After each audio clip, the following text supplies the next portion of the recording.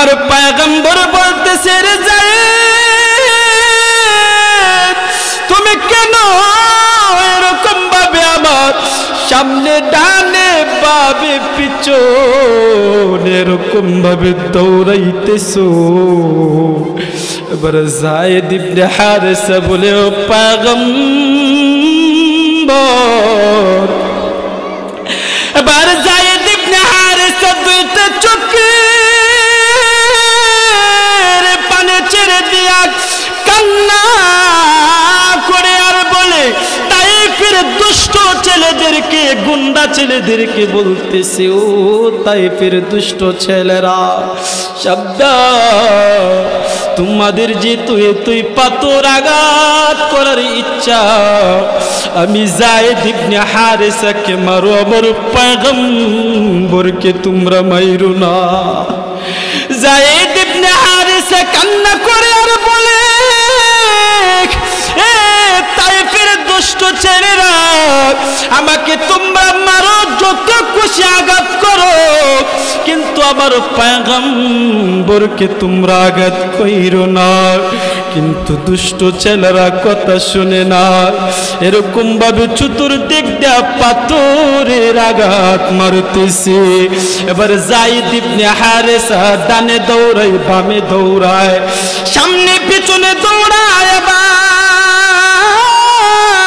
ওই যে পয়গম্বর আরবি ডেকে ডেকে বলতেছে এ যায়েদ কিভাবে তুমি এবার সামনের দিকে ডানে বামে পিছনে তুমি এরকম ভাবে হতাশ অবস্থায় দৌড়াই কেন যায়েদ ইবনে হারেসা দুইটা চোখের পানি ছেড়ে দিয়ে কান্না করে আর বলে এ পয়গম্বর ওই যে তাইফের দুষ্ট ছেলেরা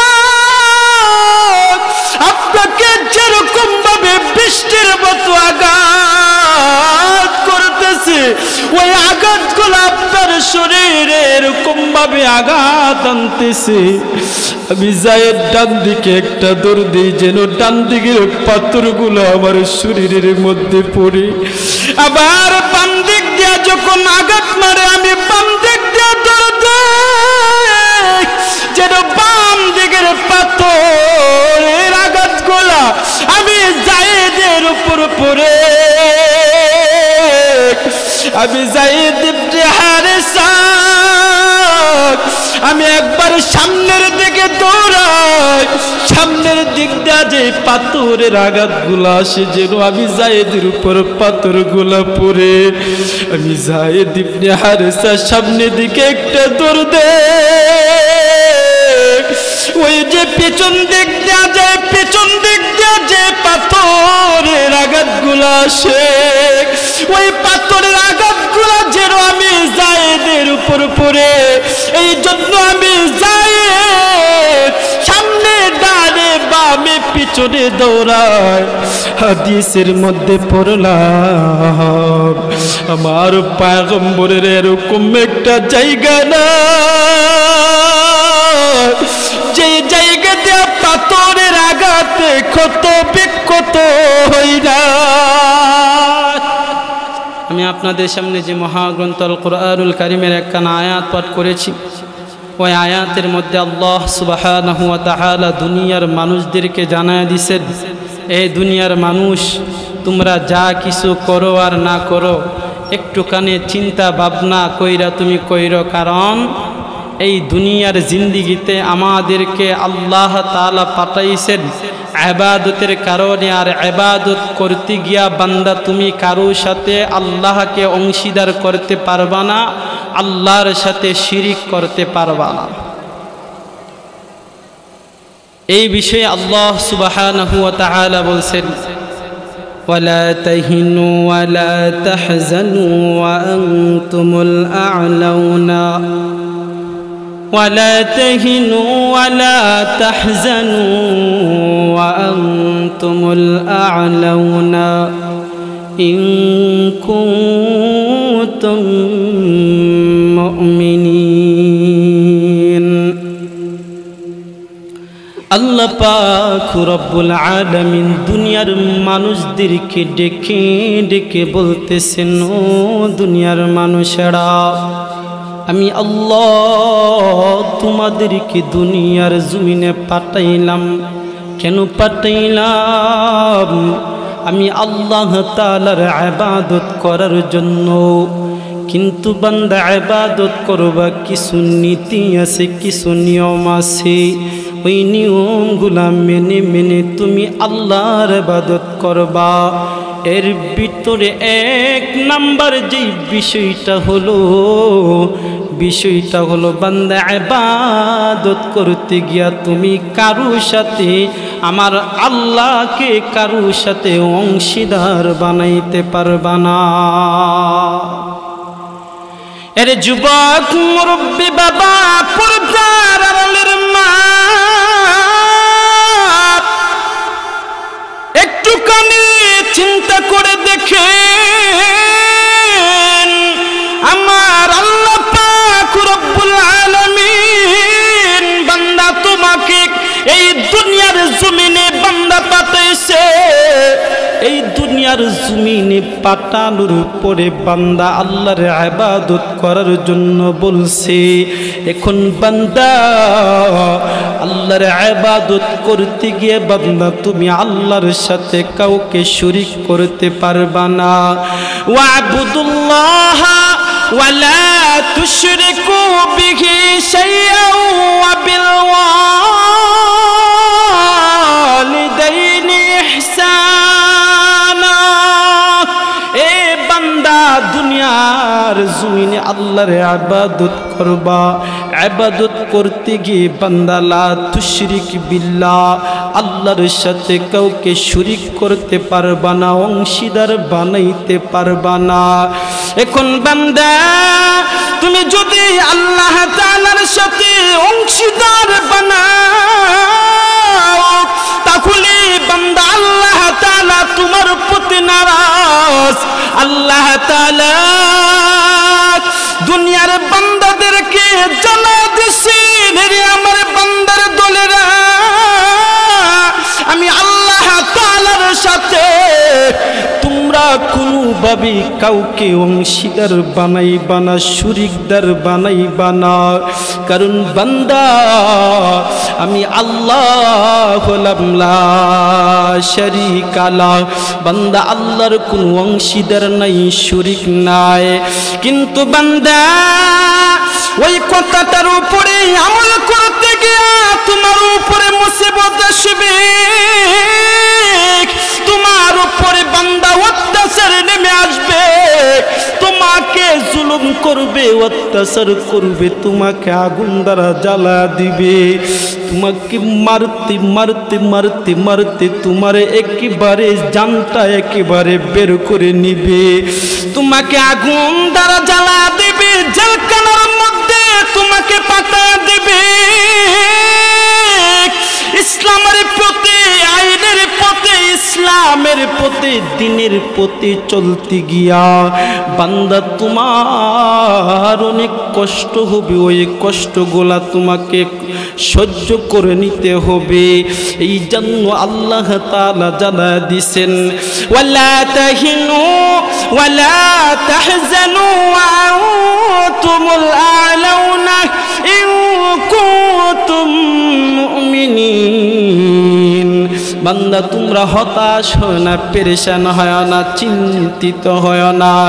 বান্দা তোমরাই বিজয় হইবা যদি তোমরা মুমিন হও, পরিপূর্ণ মুমিন।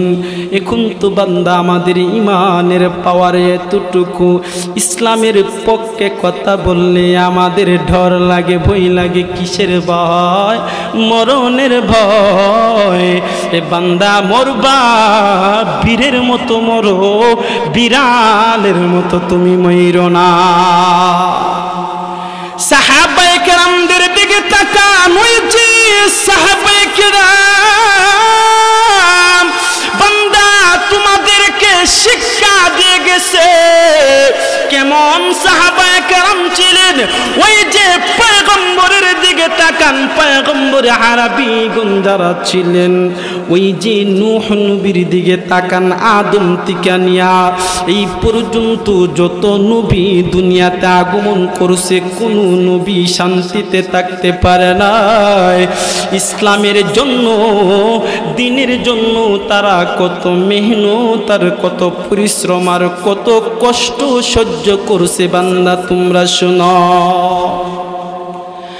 আল্লাহর পয়গম্বর, একজন পয়গম্বরের নাম নূহ আলাইহিস সালাতু ওয়াস সালাম। 950 বছরের দিনের দাওয়াত দিয়েছে। একবার 950 বছর দাওয়াত দেওয়ার পরে কওমের লোকেরা তাকে মারে, বকা দেয়, গালি দেয়, তার উপরও দ্বীনের কাজ বন্ধ করে না। একবারের ঘটনা, বাবা তার সন্তানকে হাতে রাস্তা দিয়ে নিয়ে যাইতেছে। আল্লাহর পয়গম্বর নূহ নবী ও রাস্তা দিয়ে হাইটা হাইটা যাইতেছে,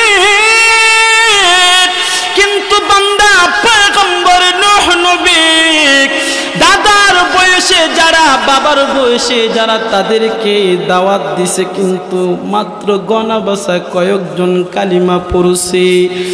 ওনার মনের মনে বাসনা হলো তাদের সন্তান আদি কমপক্ষ হলো তারা কি করবে, তারা ইসলাম গ্রহণ করবে, আমার বয়ান শুনবে, নসিহত গ্রহণ করবে। ওই কথাটা চিন্তা করে উনি দিন কাটাইতেছে। হঠাৎ করে একদিন দেখা গেল ওই যে পয়গম্বর নূহ নবী রাস্তা দিয়ে হাইটা হাইটা যাইতেছে, বাবা তার সন্তানকে নিয়ে হাইটা হাইটা যাইতেছে। এবার বাবা তার ছোট সন্তানকে দেখায়, আঙ্গুল দ্বারা ইশারা করে দেখাই দিছে, এ বাবা ওই যে নূহ নবী দেখতেছো, ওই লোকটা হলো পাগল, সে হলো আমাদের বাপ দাদার ধর্মের মধ্যে চুনকালি লাগায়া সে নাকি কোন খুদার অনুসরণ করে ওই খুদার দাওয়াত দিয়া বেড়াইতেছে। হাদিসের মধ্যে, তাফসীরের কিতাবের মধ্যে আমরা পড়ছি পয়গম্বর নূহ নবী রাস্তা দিয়া হাইটা হাইটা মানুষের বাড়ি বাড়ি গিয়া দাওয়াত দিতেন। কিসের দাওয়াত? বুট চাইতেন না, কি চাইতেন? দ্বীনের দাওয়াত দিতেন, কোরআনের এবং দ্বীনের দাওয়াত দিতেন। রাসূলদের যে কাজ ছিল কাজগুলা করতেন। কিন্তু পয়গম্বর নূহ নবী এতটাই কষ্ট করছে, এক পর্যায়ে দেখা যায় আল্লাহর পয়গম্বর নূহ আলাইহিস সালাতু ওয়াস সালাম দ্বীনের দাওয়াতের জন্য এক মহল্লার মধ্যে গেছে, এক জায়গার ভেতরে গেছে, কিন্তু নূহ নবীকে এরকম ভাবে পাথরের আঘাত করতে শুরু করলো। পাথরের আঘাত করতে করতে করতে করতে এক পর্যায়ে দেখা গেল পয়গম্বর নূহ নবীর এমন একটা জায়গা খালি নাই যেই জায়গা দিয়া পাথরের আঘাতে রক্ত প্রবাহিত হয় না। কোন কিতাবের মধ্যে পাই না পয়গম্বর নূহ নবীকে মারতে মারতে পাথর দিয়া একেবারে পাথরের নিচে চাপা দিয়া দিছে। আল্লাহ তারে বাঁচাইছে। ইমানদারদেরকে কে বাঁচান? জুড়ে বলেন ইমানদারদের সাথে কে আছে? আর জুড়ে বলেন কে আছে? এই জন্য বান্দা নবীওয়ালা কাজে, রাসূলদের কাজ, কোরআনের পক্ষে কাজ করতে গেলে কিছু লাঞ্ছনা, কিছু কষ্ট সহ্য করতেই হবে। এটাই হলো নবীওয়ালা কাজ। এই জন্য মরার ভয়ে ইসলাম থেকে চাইরা বাগলে চলবনি। হ্যাঁ, মরার বয়ে ইসলাম ছাড়লে চলবো? না না না, মরার বয়ে চললে চলবে না। আমি মৃত্যুবরণ করব, মৃত্যু যদি এসে যাক, তারপরেও আমি মৃত্যু ইচ্ছা অনুযায়ী মৃত্যুকে আমি গ্রহণ করে নিব। তারপরেও ইসলামের মধ্যে আমি কোনোদিন আঘাত আনতে দিব না। ঈমানওয়ালাদের এরকম পাওয়ারের দরকার আছে না নাই? হ্যাঁ, ইমানদারদের এরকম পাওয়ারের দরকার আছে। নিজে জীবন দিয়ে দিব, তারপরেও ইসলাম থেকে 1 ইঞ্চিও এদিক সেদিক নড়ব না। পারবো তো ইনশাল্লাহ? পারবো না? এই জন্য বান্দা তুমি শোনো, সাহাবায়ে কেরামদের দিকে তুমি তাকাও। ওই যে সাহাবায়ে কেরাম, আরে সাহাবায়ে কেরাম তো কষ্ট করেছে, আমার পয়গম্বরের দিকে তাকান। যে পয়গম্বর আরবি রহমাতুল লিল আলামিন তাইফের ময়দানে গেলেন ইসলামের দাওয়াত দেওয়ার জন্য। কি করার জন্য? ইসলামের দাওয়াত দেওয়ার জন্য তাইফের ময়দানে গেলেন। ওই দিক দিয়ে আবু জেহেল, আবু লাহাব, উতবা, শাইবা, ওই যে তাইফের যে মুশরিক কাফিরগণ আছে, তাদেরকে সংবাদ জানা দিছে আমাদের মক্কা থেকে একজন পাগল লোক, নাম হলে মুহাম্মদ। জোরে বলেন নাউজুবিল্লাহ। আমার নবীকে পাগল বলে। আমার নবী কি কোনো পাগল আছিল? আমার নবী যায়েদ ইবনে হারেসাকে নিয়ে ওই যে তাইফের ময়দানে ইসলামের দাওয়াত দেওয়ার জন্য, দিনের দাওয়ার জন্য, দিনের দাওয়াত দেওয়ার জন্য পয়গম্বর আরবি পালক পুত্র যায়েদ ইবনে হারেসাকে নিয়ে চলে গেলেন। ওই দিক দিয়ে তাইফের দুষ্ট ছেলেদেরকে, গুন্ডাদেরকে লাগায়া দিছে তাইফের মাতব্বরেরা, সরদারেরা। যাও যাও, মক্কার পাগল নাকি তাইফের জমিনে আইছে, তাকে তোমরা পাথরের আঘাত করে করে তাকে তোমরা বিদায় করিয়া দাও। কিতাবের মধ্যে পড়লাম, আমার পয়গম্বর যায়েদ ইবনে হারেসাকে নিয়া যখন তাইফের ময়দানে চলে গেলেন, তাইফের ময়দানে যখন দিনের দাওয়াত দিতে শুরু করে দিলেন, তাইফের দুষ্ট ছেলেরা পয়গম্বর আরবিকে এরকম ভাবে আঘাত করতে শুরু করে দিল। ডান দিক দিয়ে আঘাত মারে পাথরের আঘাত, বাম দিক দিয়া পাথরের আঘাত, সামনের দিক দিয়া পাথরের আঘাত, পেছন দিক দিয়া পাথরের আঘাত। যায়েদ ইবনে হারেসা পয়গম্বরের সামনে ডানে বামে দৌড়াইতেছে। এক পর্যায়ে দেখা যায় যায়েদ ইবনে হারেসা এরকম ভাবে যখন পয়গম্বরের আশেপাশে দৌড়ায়, আমার পয়গম্বর বলতেছে, রে যায়েদ, তুমি কেন এরকম ভাবে আমার সামনে ডানে বামে পিছনে এরকম ভাবে দৌড়াইতেছো? এবার যায়েদ ইবনে হারেসা বলে, ও পয়গম্বর। এবার যায়েদ ইবনে হারেসা দুইটা চোখের পানি ছেড়ে দিয়া কান্না করে আর বলে, তাইফের দুষ্ট ছেলেদেরকে, গুন্ডা ছেলেদেরকে বলতেছে, ও তাইফের দুষ্ট ছেলেরা, সাবধান, তোমাদের যে তুই পাথর আঘাত করার ইচ্ছা, আমি যায়েদ ইবনে হারেসাকে মারো, আমার পয়গম্বরকে তোমরা মাইরো না। যায়েদ ইবনে হারেসা কান্না করে আর বলে, এ তাইফের দুষ্ট ছেলেরা, আমাকে তোমরা মারো, যত খুশি আঘাত করো, কিন্তু আমার পয়গম্বরকে তোমরা আঘাত কইরো না, কিন্তু দুষ্ট ছেলেরা কথা শুনে না, এরকম ভাবে চতুর্দিক দিয়া পাথরের আঘাত মারতেছে।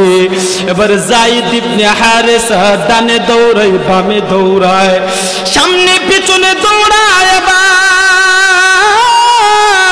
ওই যে পয়গম্বর আরবি ডেকে ডেকে বলতেছে, এ যায়েদ কিভাবে তুমি এবার সামনের দিকে ডানে বামে পিছনে তুমি এরকম ভাবে হতাশ অবস্থায় দৌড়াই কেন?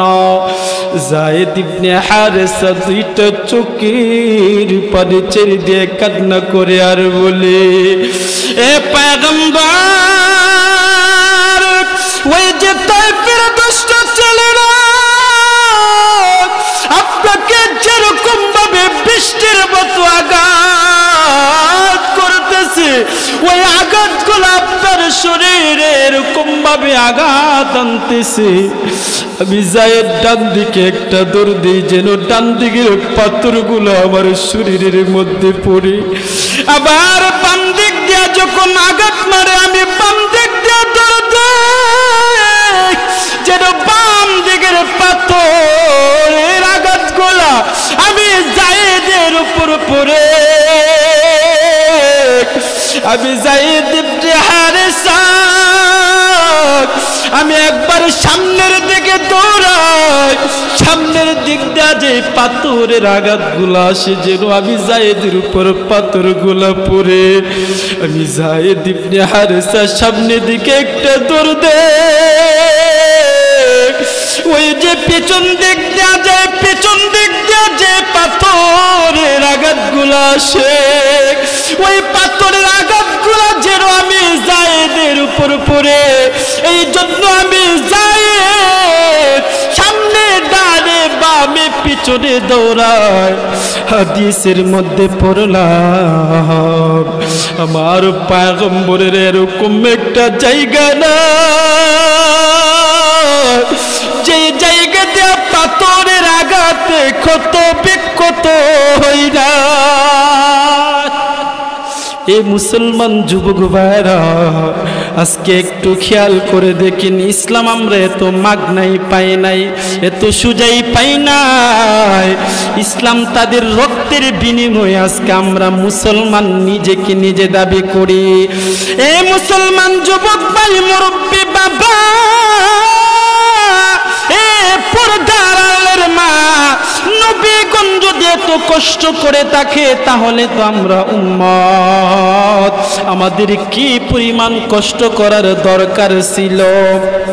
শুধুই তাই না, ওনারা তো পয়গম্বর আরবিরা এত কষ্ট করছে, এত রক্ত জড়াইছে। বান্দা তুমি তাকাও, একজন পয়গম্বরের সাহাবী একাত্মবাদে কালিমার জন্য, দ্বীনের জন্য, ইসলামের জন্য কেমন কষ্ট করছে, ছোট্ট একটা ঘটনা শুনলেই বুঝতে পারবে।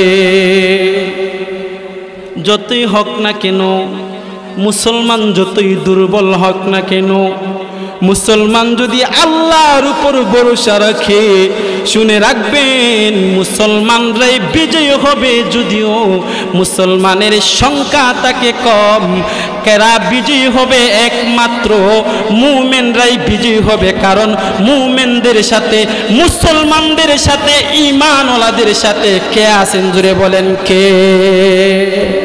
মুসলমানদের সাথে কারা আছে? আরো জোরে বলেন কে? আল্লাহ। এই জন্য বান্দা, এ মুসলমান বাবারা, একটুখানি খেয়াল করে আমার কথাগুলা শুনবেন। এই জন্য বলা হয়, ওয়ালা তাহিনু ওয়ালা তাহজানু ওয়া আনতুমুল আলাউনা ইন কুনতুম মুমিনিন। মুমিন তোমরা যারা হতাশ হয় না, পেরেশানি হয় না, তোমরাই বিজয়ী হইবা যদি তোমরা মুমিন হও, সাচ্চা মুমিন। তাহলে আমাদের কোনো ভয় নাই, পেরেশানি নাই, কোনো টেনশন নাই। তবে পাক্কা ইমানদার হতে হবে, তাহলে আল্লাহর সাহায্য হবে। কার? আল্লাহর সাহায্য কার সাথে? মুসলমানের সাথে। জোরে চিল্লায় বলেন ঠিক না বেটে? এই জন্য মুসলমান ভাইরা আজকে দেখা গেল সাহাবায়ে কেরামদের অতীতের দিকে তাকাইলেই বোঝা যায় কত কষ্ট আর কত মুজাহাদা তারা করছে, জুড়ে কোন ঠিক কিনা। এই জন্য পয়গম্বরের সাহাবী হযরতে বেলালের দিকে একটু খেয়াল করে দেখেন। হযরতে বেলাল রাদিয়াল্লাহু তাআলা আনহু ইসলাম গ্রহণ করেছে, কিন্তু ইসলাম যে গ্রহণ করেছে তার মালিকের নাম হলো উমাইয়া। উমাইয়া উনি ছিলেন মক্কার মধ্যে বড় একজন লিডার, বড় একজন নেতা। উমাইয়া হলেন মালিক, উনার গোলাম হলেন হযরতে বেলাল। হযরতে বেলাল রাদিয়াল্লাহু তাআলা আনহু একবার দেখা গেল অনেক যাচাই বাছাই করে পয়গম্বরের ইসলামকে নিয়ে, দ্বীনকে নিয়ে, পয়গম্বরকে নিয়ে রিসার্চ করে তালাশ করে করে তার কাছে ইসলাম ধর্মটা ভালো লাগছে, এই জন্য সে কালিমা পরে মুসলমান হয়ে গেছে। এক পর্যায়ে দেখা গেল মক্কার উলিতে গুলিতে ওই খবরটা ছড়ায়া ছিটায়া পড়ছে। এক পর্যায়ে দেখা যায় হযরতে বেলাল রাদিয়াল্লাহু তাআলা আনহুর যে মালিক উমাইয়া, উনি ছিলেন বড় একজন কাফের, বড় একজন মুশরিক। এবার হযরতে বেলালের যে মালিক উমাইয়ার কানে চলে গেছে। এবার উমাইয়ার যে বন্ধুগুলো আছে তার নেতাকে, তার যে সহপাঠী আছে তাদের কানের মধ্যে চলে গেছে, এরে উমাইয়া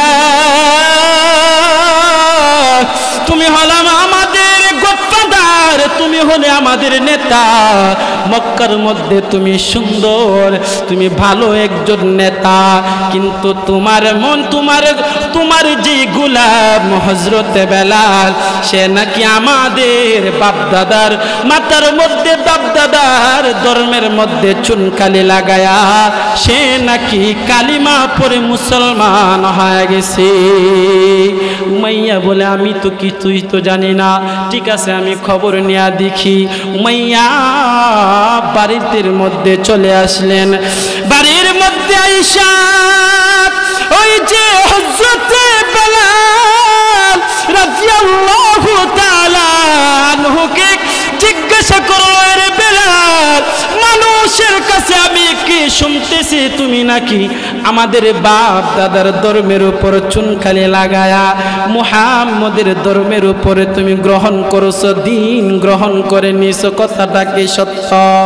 এখানে বাঁচার জন্য হযরতে বেলাল কমপক্ষে সরাসরি মিথ্যা কথা বলতে পারতো, কিন্তু বলে নাই, কারণ মুসলমান কাউকে ভয় পায় না, একমাত্র আল্লাহকে সারা, জুড়ে কোন ঠিক কিনা। হযরতে বেলালকে যখন জিজ্ঞাসা করা হয়েছে, এ বেলাল কথাটা কি সত্য, তুমি নাকি মুহাম্মদের ধর্ম গ্রহণ করলা? হযরতে বেলাল বলে, আমার মালিক, আমি হলাম তোমার গোলাম, তুমি হলে আমার মালিক, আমি তোমার কাছে মিথ্যা কথা বলবো না। আমি রিসার্চ করে দেখলাম, তালাশ করে দেখলাম, খোঁজ নিয়ে দেখলাম, আমি যেই দেবদার পূজা করি, আমি যেই সূর্যের পূজা করি, আমি যেই দেবদার পূজা করি, ওই দেবদা নিজে বাঁচতে পারে না, কিন্তু আমাদেরকে কিভাবে বাঁচাবে আমি চিন্তা গবেষণা করে দেখলাম মুহাম্মদের ধর্মটাই হলো একমাত্র। এই জন্য আমি পিছনের দিকে না তাকায়া আমি কালিমা পড়ে মুসলমান হয়ে গেলাম। এবার হযরত বেলাল যখন এই কথাটা বলছে, উমাইয়ার মাথাটা বড় গরম হয়ে গেছে। এবার উমাইয়া বলে, এ বেলাল চুপ করো, চুপ করো, এত বড় সাহস তোমার আমার সামনে আমার বাপ দাদার ধর্মের উপরে খালি লাগায়া তুমি মুহাম্মদের ধর্ম গ্রহণ করছে, এত বড় সাহস। রে বেলাল, এখনো সময় আছে, যদি তুমি বাঁচতে চাও তুমি জলদি করে মুহাম্মদের ধর্ম তুমি ত্যাগ করো। হযরতে বেলাল বলে, এ উমাইয়া, তুমি আমার মালিক, তাতে কি হয়েছে? কিন্তু আমার মালিক তো তুমি দুনিয়ার মালিক, আমার আসল মালিক হলেন আমার আল্লাহ।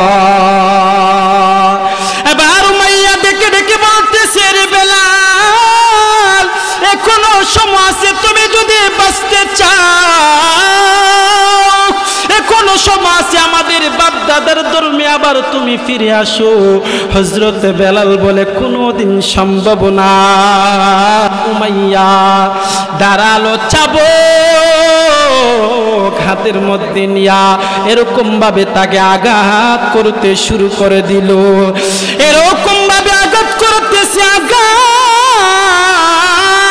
করতে করতে হযরতে বেলালের দেখা গেল, হযরতে বেলালের চামড়াগুলা বাড়ির সঙ্গে সঙ্গে হযরতে বেলালের চামড়াগুলা খসে খসে জমিনের মধ্যে পড়তেছে।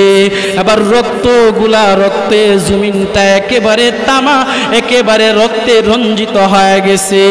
এক পর্যায়ে দেখা যায় হযরতে বেলাল কান্দা করে, কানতে কানতে, কান্না করতে করতে এরকম অবস্থায় চলে গেছে। হযরতে বেলাল রাদিয়াল্লাহু তাআলা আনহু বেহুশ হয়ে যায়। কেমন বেহুশ? বেহুশ অবস্থায় কোনো কথা নাই, মার খাইতেছে খাইতেছে। এক পর্যায়ে উমাইয়া বলে, রে বেলাল, এখনো সময় আছে, তুমি যদি বাঁচতে চাও, জীবনটা যদি বাঁচাইতে চাও, এখনো সময় আছে, বলো কালিমা ছাড়ো, আমাদের বাপ দাদার ধর্মের মধ্যে ফিরে আসো। হযরত বেলাল বলে, হে উমাইয়া, আমার জীবনটা যদি চলে যায় তারপরেও আমি ইসলাম ছাড়তে চাই, ইসলাম ছাড়তে পারবো না, প্রয়োজনে আমার জীবনটা দিয়ে দিব, তারপরও আমি একাত্মবাদের কালিমা গ্রহণ করছি, আর ছাড়তে পারবো না। অনেক লম্বা কাহিনী, যাই হোক, আল্লাহ তাআলা আমাদের সবাইকে এই যে ঘটনাগুলা, এই যে অল্প নসিহত করলাম, আমাদের উপরে অনেক মুসিবত আসবে। এই জন্য বলা হয়, লা তুশরিক বিল্লাহ ওয়া ইন কুতিলতা ওয়া ইন হুররিকতা। মুমিন, তোমার উপরে মুসিবত আসবে, যদিও তোমাকে আগুন দ্বারা পুড়িয়ে ফেলা হয়, যদিও তোমাকে হত্যা করে ফেলা হয়, তারপরেও তুমি কি করবা না? আল্লাহর সাথে শিরক করবা না। আল্লাহ তাআলা আমাদের সবাইকে অল্প কিছু কথার উপরে আমল করার তৌফিক দান করেন। সকলে বলেন আমিন। ওয়া আখিরু দাওয়ানা আনিল হামদুলিল্লাহি রাব্বিল আলামিন। আসসালামু আলাইকুম ওয়া রাহমাতুল্লাহি ওয়া বারাকাতুহু।